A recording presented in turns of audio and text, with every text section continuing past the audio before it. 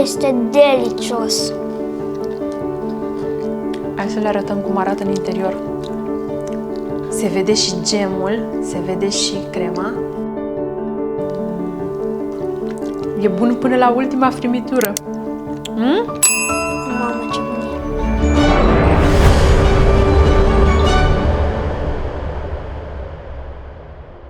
Vă salut cu mare drag și sunt tare bucuroasă că sunteți cu mine în bucătărie. Eu sunt Abi și astăzi o să bucătărim un desert minunat de care, sincer, m-am îndrăgostit pe măsură ce l-am făcut de atâtea și atâtea ori, deși este o provocare de fiecare dată când îl pregătesc. Știu că februarie este luna îndrăgostiților și noi, fetele, suntem cele care primim flori, dulciuri sau cadouri, dar de ce nu am putea pregăti și noi ceva pentru sufletul nostru pereche? Așa că azi vom pregăti macaron sub formă de inimioare. După cum știți, acum un an și ceva am mai publicat pe canal o rețetă de macaron. Cred că este rețeta la care am primit cele mai multe întrebări și clarificări. Aveți un link pe aici pe sus, dar și în descriere. Am zis să profit de această ocazie și să vă arăt, sper, mult mai clar pașii și diferitele clarificări la fiecare pas. Foarte mulți mi-ați spus că v-au ieșit minunat, însă alții mi-ați împărtășit frustrarea eșecului. Sper că acest video să fie un bun update pentru primul meu video cu macaron. Gata cu poveștile? Hai să-i dăm drumul la treabă să facem cei mai buni macaronși de ți se topesc în gură.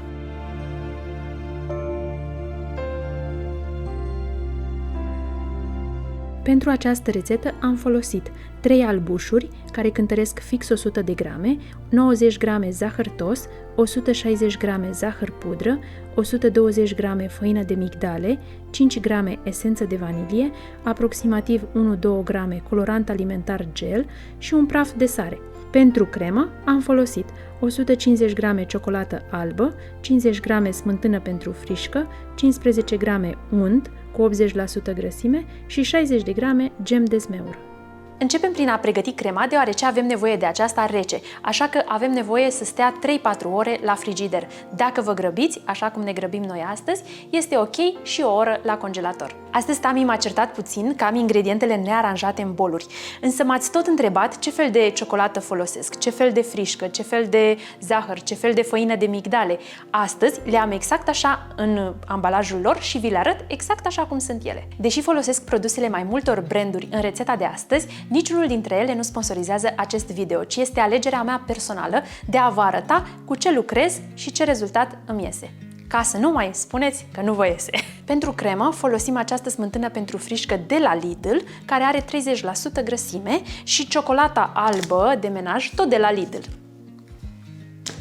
Ok, nu ne rămâne decât să cântărim ingredientele. Încălzim smântâna pentru frișcă la microunde aproximativ 1 minut. Nu trebuie să fiarbă. În timpul acesta noi pregătim ciocolata. Adăugăm ciocolata în smântâna pentru frișcă. Și încercăm să o acoperim cu smântână pentru frișcă. Și o lăsăm nemișcată pentru aproximativ 5 minute. După cele 5 minute amestecăm cu un tel ca să se dizolve complet ciocolata. Când ciocolata este topită complet, adăugăm untul. Amestecăm din nou până se dizolvă și acesta complet. Eu folosesc unt cu 80% grăsime pentru că avem nevoie ca această cremă să nu conțină foarte multă apă. De aceea folosesc untul acesta. Dacă totuși mai aveți bucăți de ciocolată netopite, mai punem 10 secunde la microunde, după care amestecăm până se dizolvă complet. După ce am încorporat perfect și untul, adăugăm esența de vanilie. Eu folosesc această esență de vanilie, care îmi place foarte mult. Este și gata porționată. Amestecăm foarte bine ca să încorporăm și esența, după care am încheiat cu crema. Acoperim cu folie alimentară și punem la frigider, așa cum v-am spus, 3-4 ore minim sau o oră la congelator. Trecem la următoarea etapă. Să știți că nu sunt ingrediente foarte complicate, singurul ingredient mai pretențios și care nu-l găsim poate așa de ușor este această făină de migdale. Eu astăzi folosesc făina de migdale de la Lidl. Găsiți făină de migdale la Lidl, Kaufland, Carrefour, Plafar sau pe internet. Întrebarea pe care am primit-o cel mai des a fost aceasta: nu se poate folosi și altă făină? Răspunsul este nu! Nu se poate folosi altă făină decât făina de migdale. Pentru această rețetă aveți neapărat nevoie de o sită destul de deasă. Eu voi începe prin a trece prin sită toată făina de migdale. Pentru că avem nevoie de o făină de migdale extraordinar de fină și nu găsim în comerț lucrul acesta, o trecem prin sită. Eu am aici mai mult decât este în rețetă, am 200 de grame, însă îmi vor ajunge pentru rețeta mea.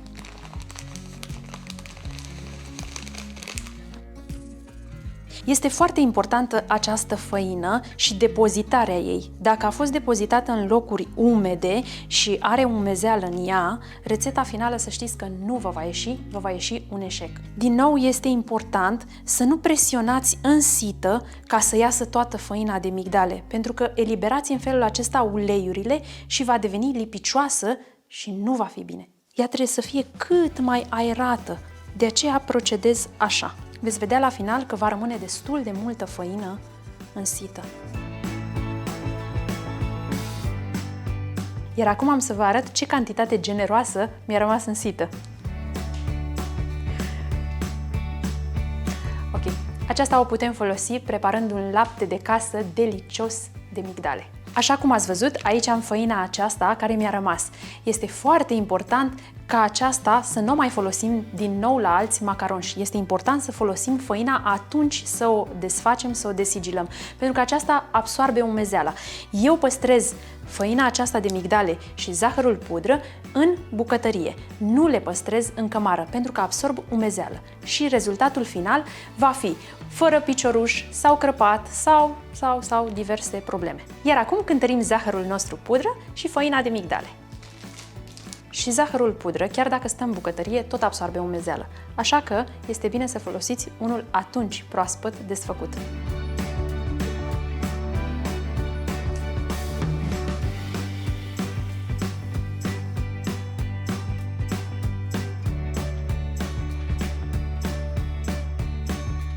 Într-un robot cu lama în S, punem făina de migdale și zahărul pudră pentru că avem nevoie ca acest produs final să fie foarte fin. Și mixăm pentru câteva secunde. Nu mixați îndelung pentru că făina de migdale își va elibera uleiurile și va deveni un amestec uleios. Trecem din nou făina de migdale și zahărul pudră prin sită.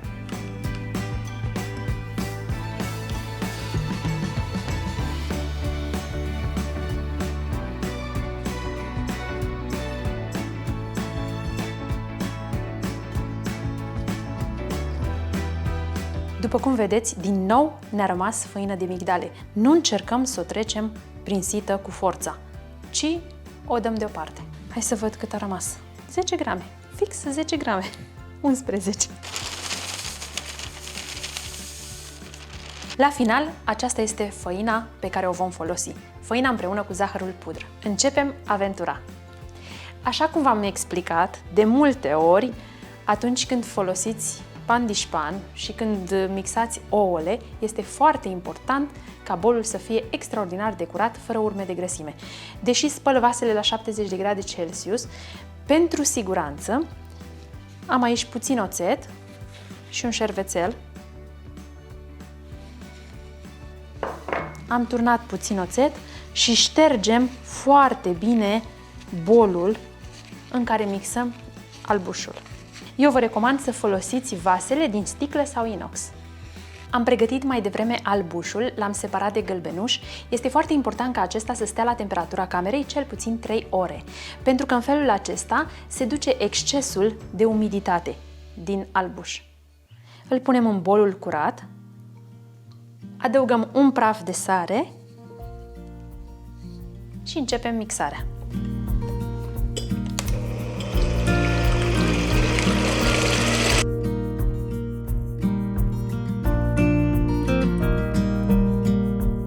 În momentul în care spuma începe să se formeze, începem să adăugăm zahărul tos, puțin câte puțin, ca să fiți siguri. Deci, este foarte bine.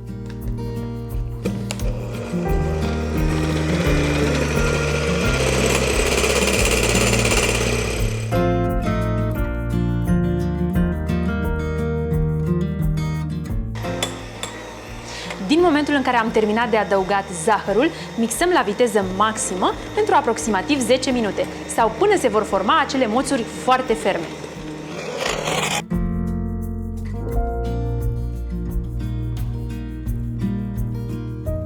Așa arată după 5 minute de mixat.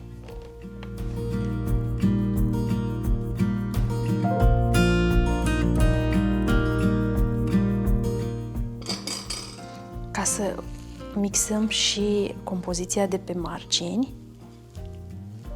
cu o spatulă o aducem către centru.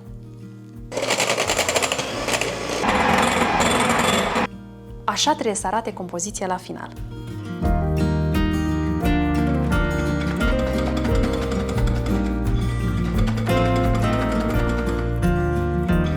Aceste vârfuri trebuie să le urmăriți, să obțineți vârfurile acestea ferme. Începem să adăugăm amestecul de făină și zahăr în 3 etape.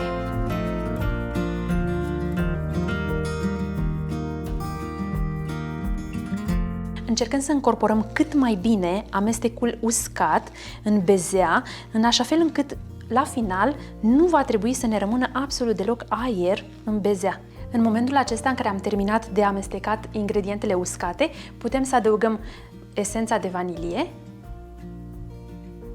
și colorantul alimentar. Eu folosesc colorant alimentar gel.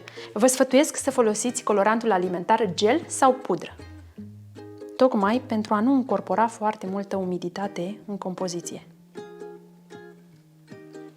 Și pun cât se adună pe cuțit.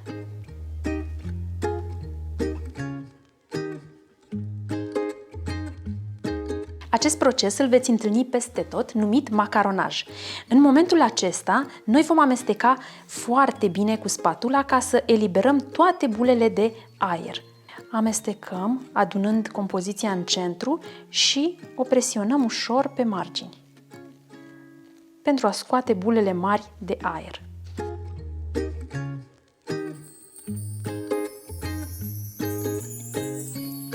Procesul acesta de macaronaj este foarte important. Nu trebuie amestecat nici mai mult, nici mai puțin.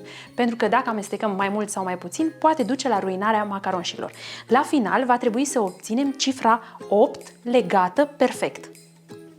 Am să vă arăt cum. Acum compoziția este nelegată, neomogenizată complet. Deci continuăm amestecarea. Dacă amestecăm prea mult, compoziția aceasta va deveni prea lichidă și nu vom putea forma cu ea macaronși.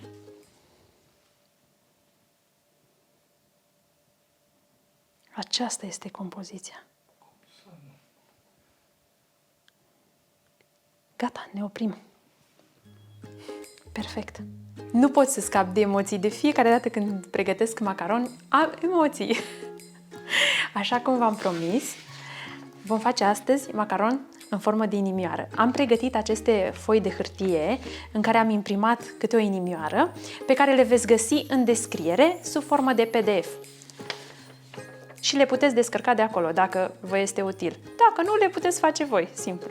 Eu am să le așez în tavă, iar peste ele punem hârtia de copt. Am pregătit un poș cu dui rotund, iar partea aceasta este puțin mai mică, pentru că vreau să formez inimioarele perfect. Sacul este de unică folosință. Compoziția este curgătoare ca o lavă. Deși nu am văzut niciodată lavă. Am văzut-o la televizor. Încerc să pun câte o picătură de compoziție sub foaia de copt, nu sub foaia cu inimioare, ca să o pot fixa foarte bine în tavă. Bineînțeles că o să mai ating și foaia. Poșul acesta trebuie să-l ținem vertical. Da, este important. Nu este chiar vertical?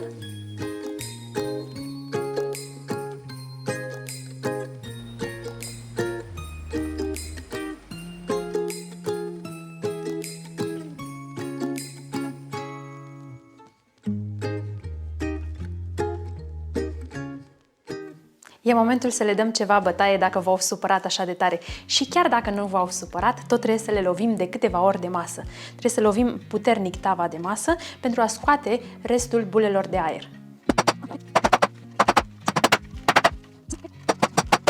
Scoatem cu grijă foile de hârtie imprimate cu inimioare. Perfect. Iar acum, cu o scobitoare, urmărim bulele de aer care mai sunt. Nu ne rămâne decât să le lăsăm la uscat pe masa din bucătărie. La mine durează aproximativ maxim o jumătate de oră. Dacă nu sunt uscate după o jumătate de oră, le mai lăsați încă o jumătate de oră. Însă este foarte, foarte important ca ele să fie uscate înainte de a le pune la cuptor. Și pregătim următoarea tavă.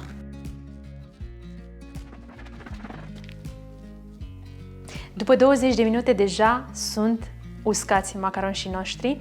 Haideți să vedeți cum arată. Când trecem cu degetul pe suprafață, aceasta nu se lipește absolut deloc. Atunci când pregătesc macaron, am grijă să nu produc umiditate în exces în casă, adică nu dau cu mopul, nu usuc rufe în casă sau nu pregătesc mâncăruri pe foc care necesită abur. Acestea influențează nefavorabil uscarea macaronșilor. În momentul acesta am 33% umiditate în casă, așa că uscarea macaronșilor mei s-a efectuat în 20 de minute. Mult succes și vouă! Mai avem o singură bătaie de cap și anume coacerea. Nici cuptorul meu nu mai coace așa cum trebuie, însă sper de data aceasta să-mi iasă și să nu mă facă de râs. Trebuie să aveți puțină grijă. Dacă de prima dată nu vă iese ok, puteți să mai urcați sau să mai scădeți temperatura cu 10 grade. Probați, dacă vreți, pe o suprafață mai mică, cum am ales eu aici o tavă mai mică, ca să nu-i stricați pe toți, și vedeți, în funcție de coacerea cuptorului vostru, să adaptați temperatura. Coacem macaron la cuptorul preîncălzit la 150 de grade pentru aproximativ 15-20 de minute. La jumătatea timpului întoarcem tava și suntem cu ochii pe ei și nu-i lăsăm să se rumenească.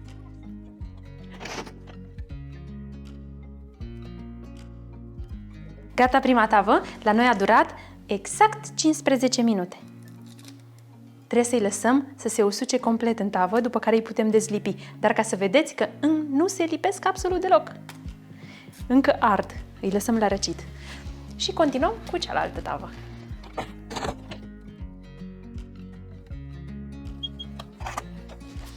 Este gata și cea de-a doua tavă. Ce frumos au ieșit! Și ultimii. Înainte de a umple macaronsul cu cremă, îi potrivim 2 câte 2, în funcție că nu ies ei foarte egali. N-am eu ochiul atât de bun încât să-i fac foarte egale. După cum vedeți, n-a mers nici la mine treaba perfect. Tava aceasta s-a copt un pic mai tare și i-am maronit puțin, ce-i drept, aceștia însă au ieșit perfecți. Perfecți, deși i-am ținut același timp, aceeași temperatură. Dar cu toate acestea eu zic că sunt super. Picioruș format, fain, perfect. Nu ne rămâne decât să-i umplem cu cremă și gem. Așa arată crema de la frigider. Nu o mixăm cu mixerul, doar o amestecăm foarte puțin cu lingura. Ea trebuie să rămână tare, altfel o să facem rele. Am 2 săculețe de unică folosință, unul pentru cremă și unul pentru gem. Niciunul dintre ei nu este tăiat, iar eu am să tai foarte, foarte finuț aici în capăt, în vârf, cel pentru gem, ca să pot să pun frumos în centru. Pentru că sunt și ei dulci și crema dulce, eu folosesc și un gem de zmeură. Mi se pare că se completează perfect acestora și gustul iese desăvârșit la final, pentru că acest gem este și puțin acrișor, iar pentru aceasta este perfect. După cum ați văzut, gemul este destul de gros, ca să nu ne iasă din macaron, e nevoie să fie puțin mai gros. Eu l-am trecut înainte prin sită și l-am mai fiert 5-10 minute aproximativ.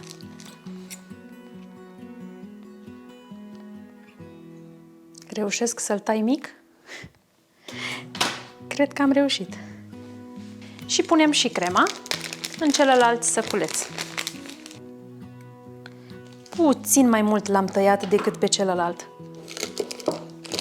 Perfect. Superbă și această cremă, după cum vedeți, este destul de uscată, nu are mult lichid în ea, este foarte bine, pentru că aceștia, macaronșii, se vor înmuia foarte repede dacă folosim o cremă cu lichid mult. Suntem la ultimul pas. Crema este pregătită, gemul la fel, nu ne rămâne decât să-i umplem. Pe margine vom umple cu cremă, iar în interior vom pune câte o picătură un pic mai măricică de gem.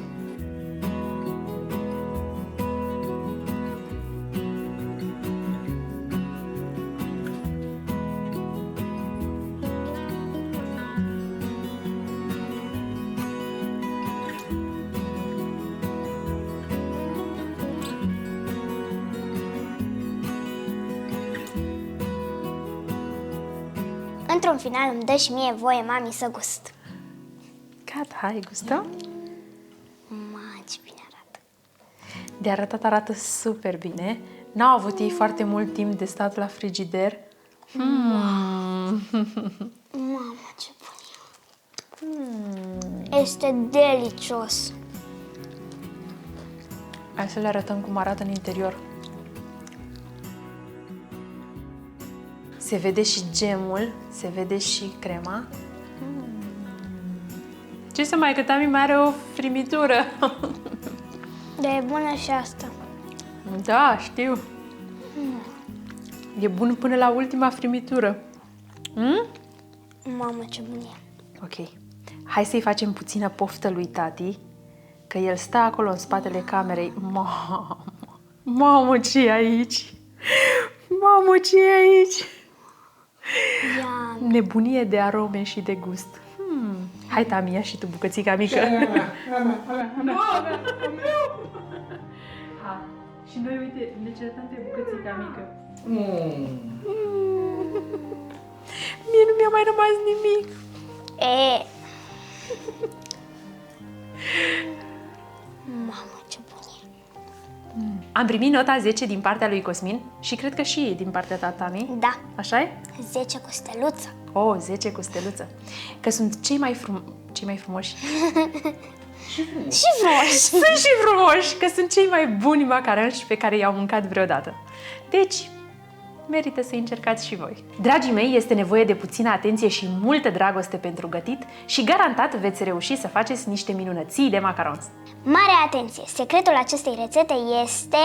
nu vi-l spun. Secretul constă în respectarea exactă a gramajelor și timpilor necesari fiecarei etape. Hai că le-am spus! Sperăm că v-a plăcut rețeta de astăzi și ați apăsat butonul de notificări ca nu cumva să ratați rețetele viitoare.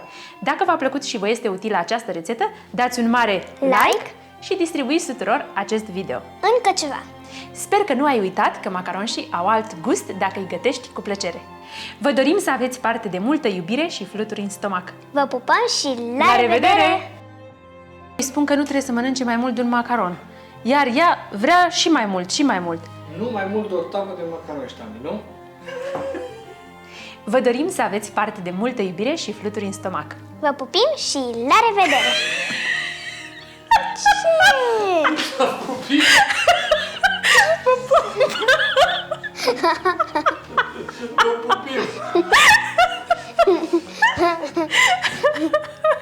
Dar ce? Da, n-are nimic, mami! Ce domnișoară, nu mă crezi?